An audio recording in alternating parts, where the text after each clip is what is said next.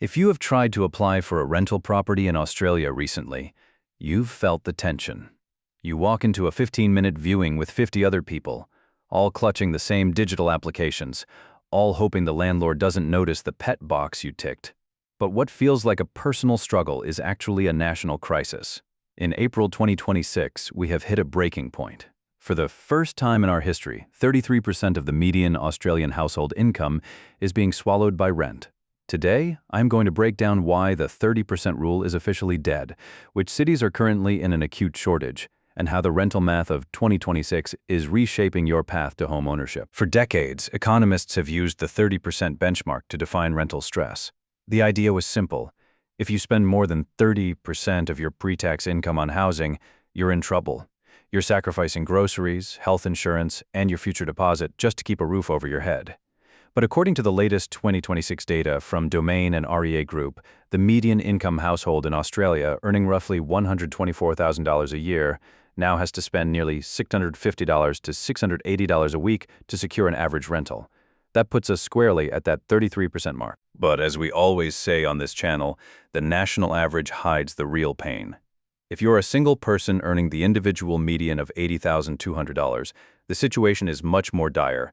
To rent a typical house in a capital city without hitting rental stress, you now need a household income of over $112,667. If you're earning $80,000, you are effectively priced out of most inner and middle-ring suburbs in every major city. You aren't just struggling, you are statistically excluded from the places where the jobs are. The primary driver of this isn't just greed, it's a total collapse in supply.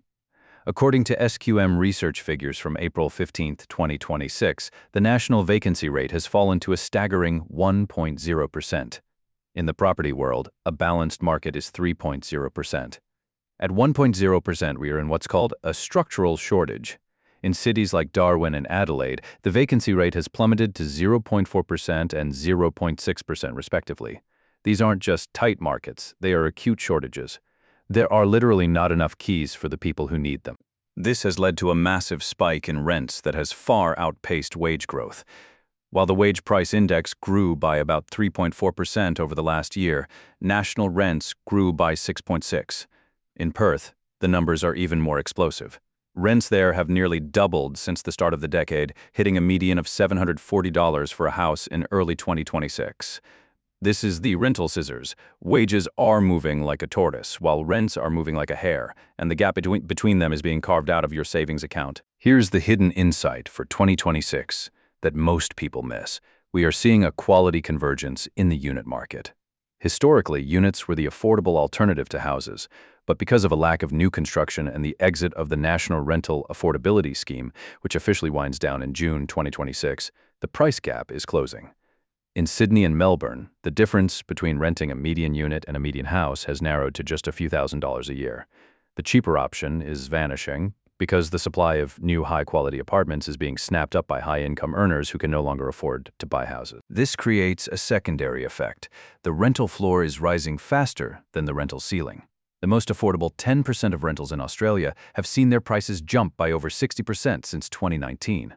This means that for those on lower incomes, there is no cheaper suburb left to move to. The floor has been raised so high that even the most basic housing now requires a significant percentage of a median wage.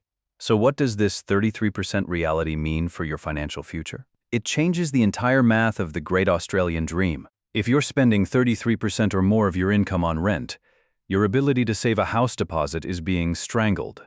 In 2026, it now takes the average household over 10 years to save a 20% deposit.